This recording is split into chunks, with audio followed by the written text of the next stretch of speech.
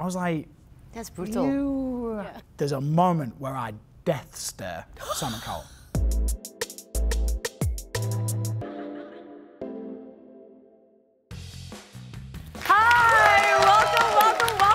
To another episode of Sit Back with Sonia. We've got such a special guest waiting for us backstage right now. Let's head to the set. Oh, we are so excited now on the back of all his successes from Britain's Got Talent, The Golden Buzzer, being a worldwide phenomenon, and now touring with Ed Sheeran. Please give it up for Calum Scott.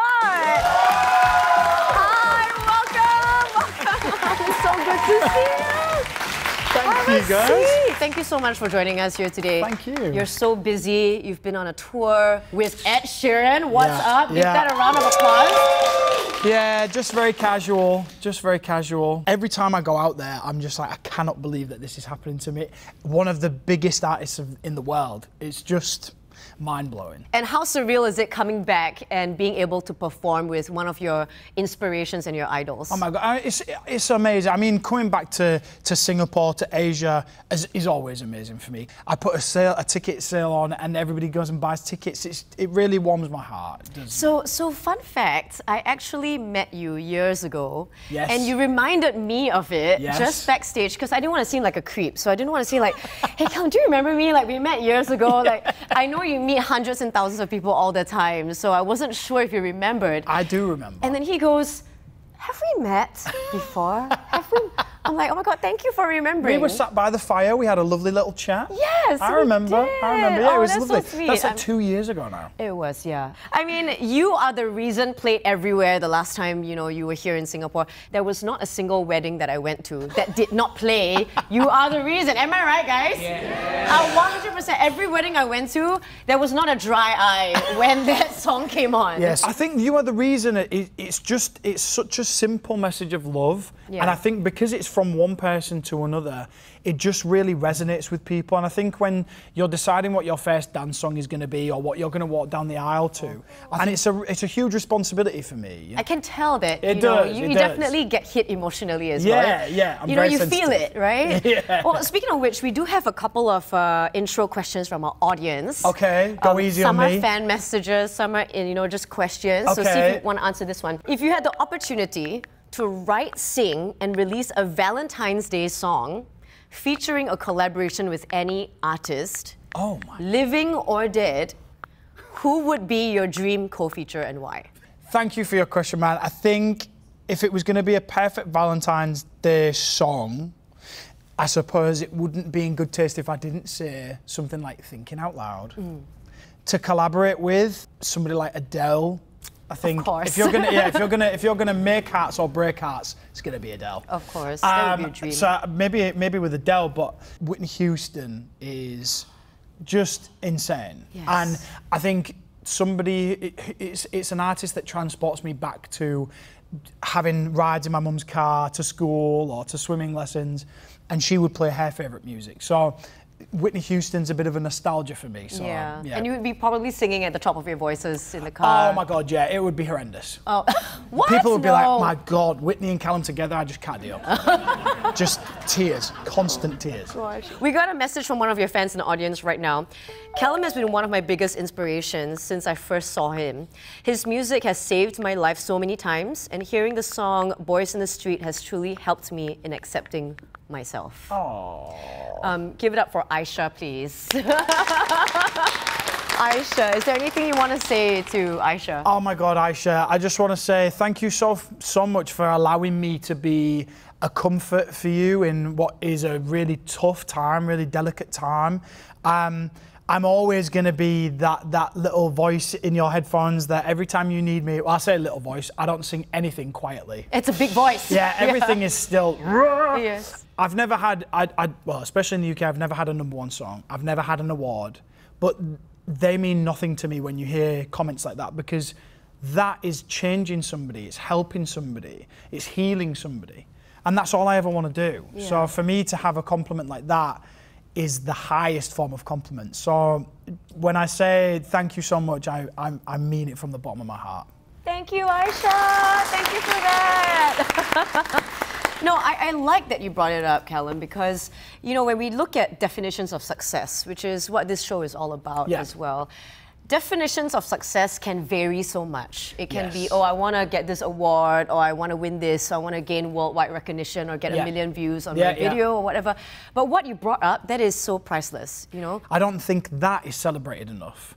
Hearing compliments like that, it goes so much more beyond having a little statue on your dresser, you know? It's something that speaks to me as a person, not just as an artist.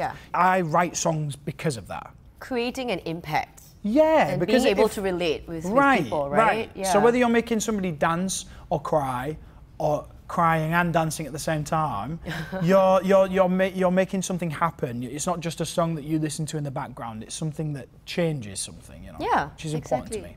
But on that note, was it always then your dream to do this, to be a singer-songwriter, to tour the world? I think for me, I never saw this career. I never saw myself being an artist, because I think back in the UK, from my hometown where I'm from, it was always a kind of like, make sure you get a real job. So at first I wanted to sort of be a mental health therapist, and then I wanted to be a physiotherapist, just trying to help somebody get from a place of playing or a place of lowness and help raise them. And it just so happens that in music, I've kind of fallen into that job already. You know, in the past, I thought I was going to be a lawyer, and then I thought I was going to be an air stewardess, and then I unexpectedly fell into this as well. And I just feel that whatever we thought we were going to do in the past, sometimes it just doesn't pan out. It doesn't necessarily, 100%. And from what I said earlier, if you have a dream or you have an ambition, whatever your passion is and whatever you dream of or aspire to be, please go and chase that dream, because, I mean, if we are not advocates of dreams coming true, then I don't know what is. You know, I mean, this came from literally me sat at my desk job, typing away, being like, I hate this job. But then thinking of this and dreaming of this. And now I'm singing in stadiums with Ed Sheeran. Crazy. It's just...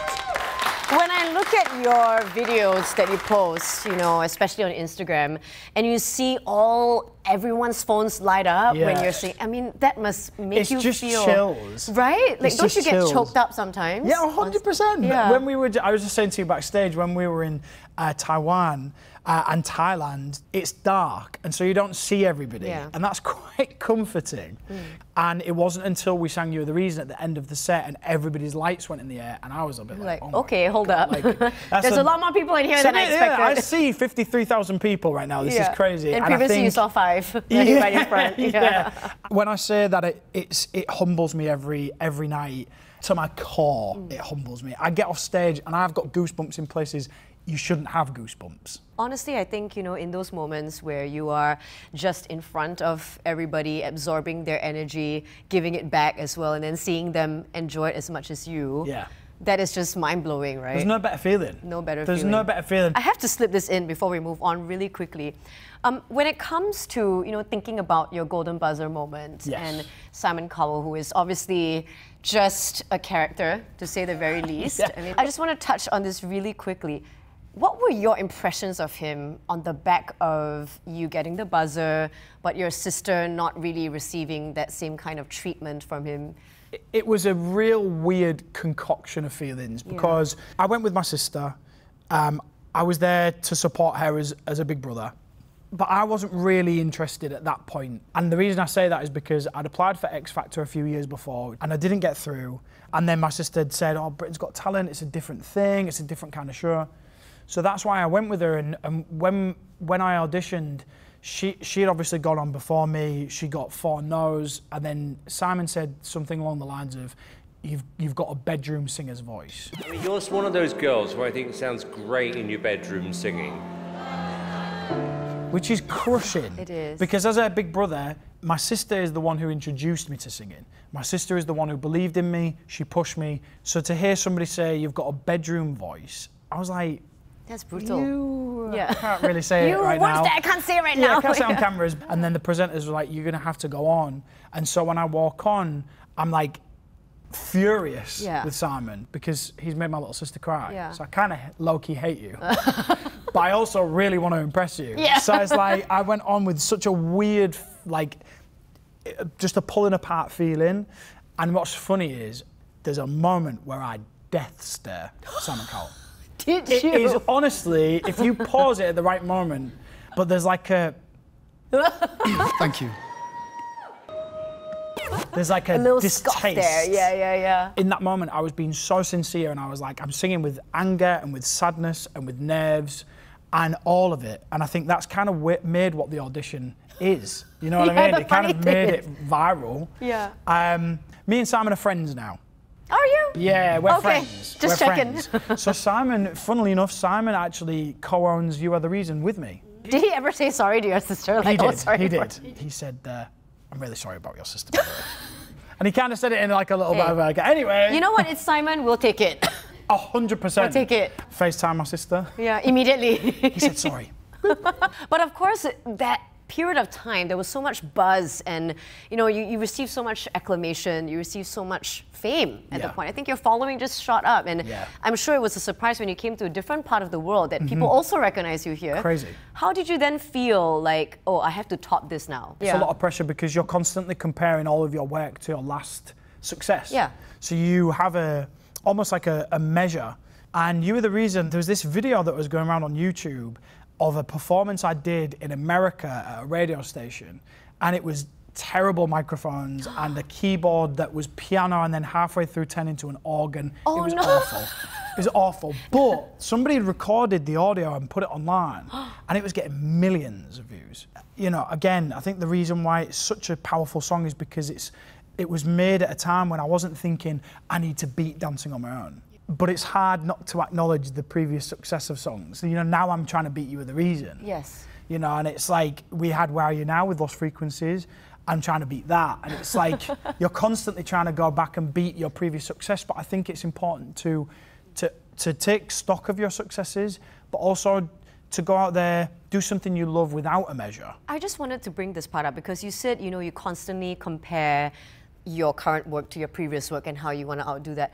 Do you ever find yourself comparing yourself to other people? All the time. All the time? All the time. My imposter syndrome. How do you beat that? It's horrible, and I don't think it'll ever disappear because I think it's just one of those things where because I'm an anxious kind of person and because I want to deliver the best, I scrutinise myself, and so I listen to another song and I'll be like, that's not good enough. And I don't think it'll ever stop. I think it's a creative thing. So would you then say that you are a perfectionist, or are you afraid of failure?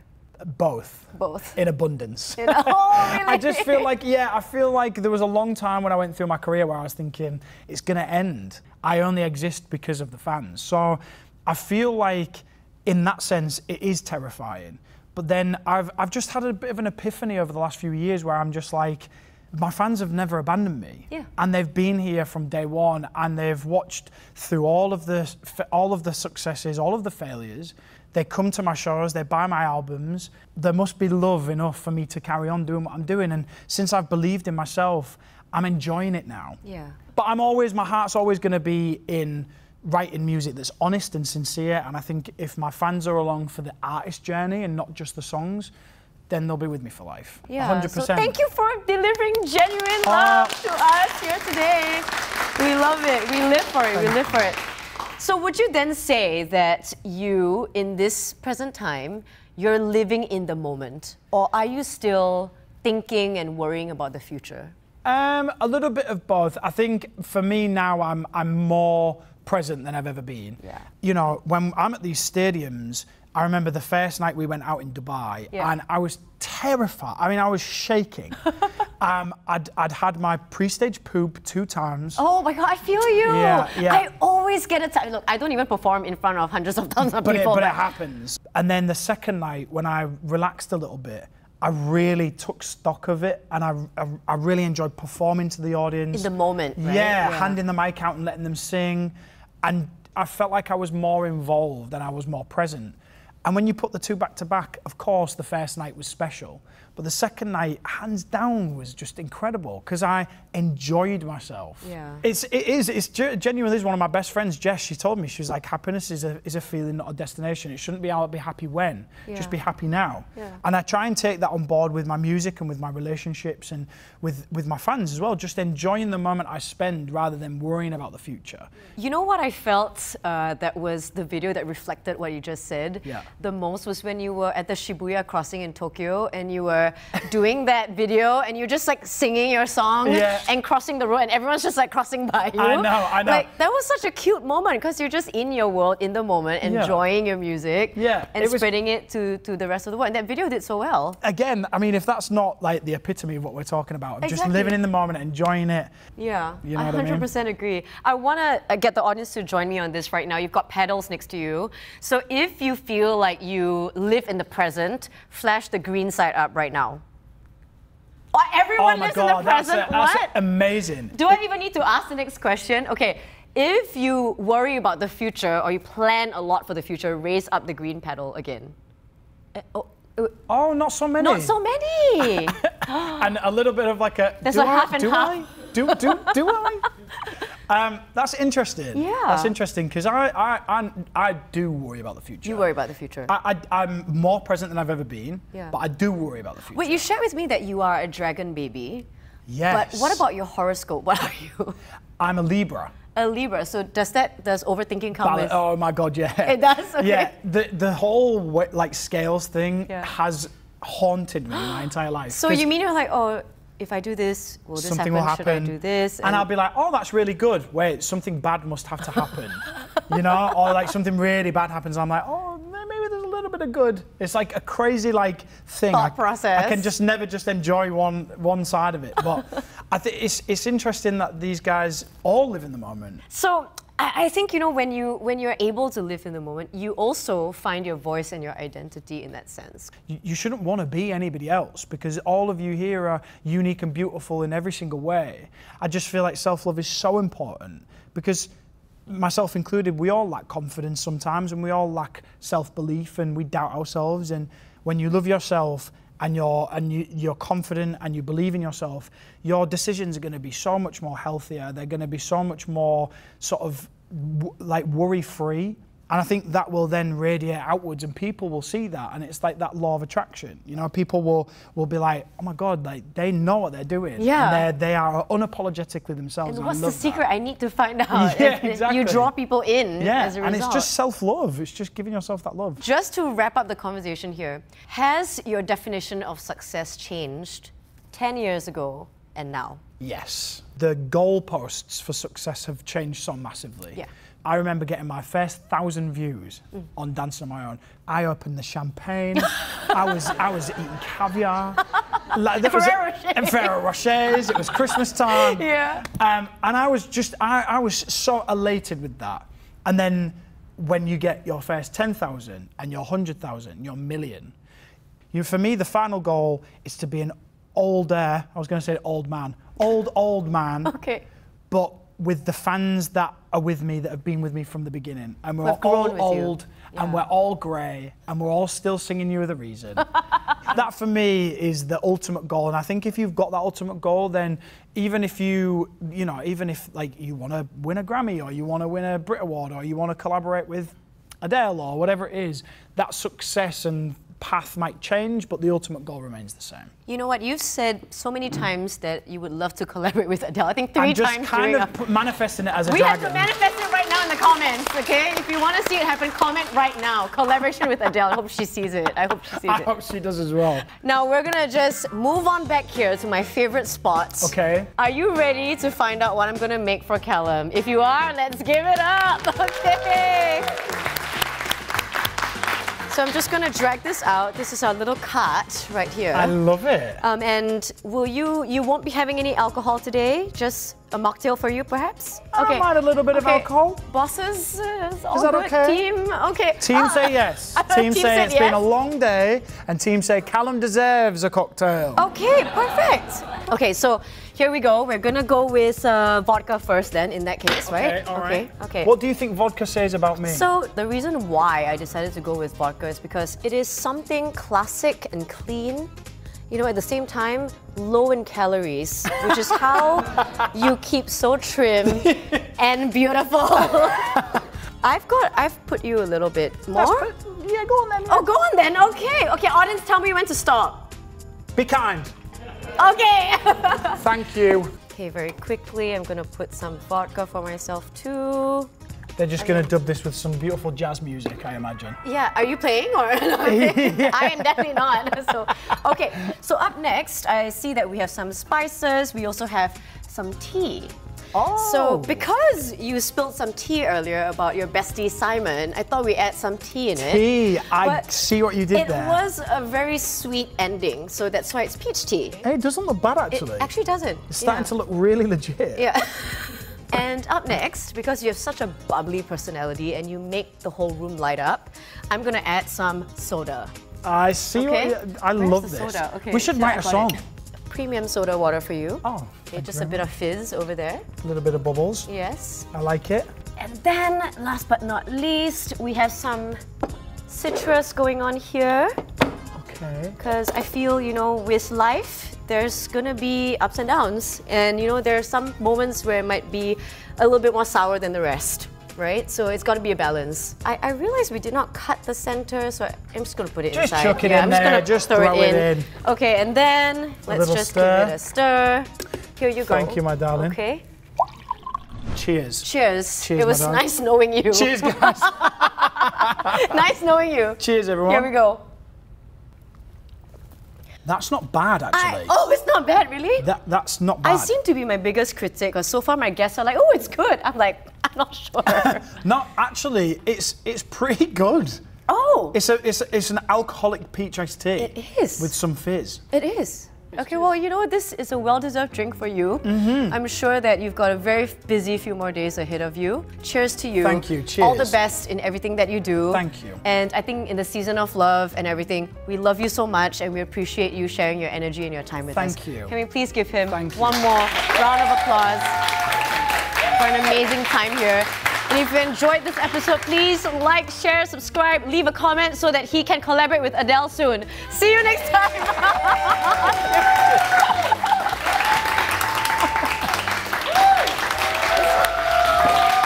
Now, on Sit Back with Sonia, what's going to happen is we're going to look at all the definitions of success. And, oh, you're standing here already! Oh my God, I didn't realize! Surprise! I didn't realize. I thought I was going to say Calum Scott! Let's redo that. I'm so sorry.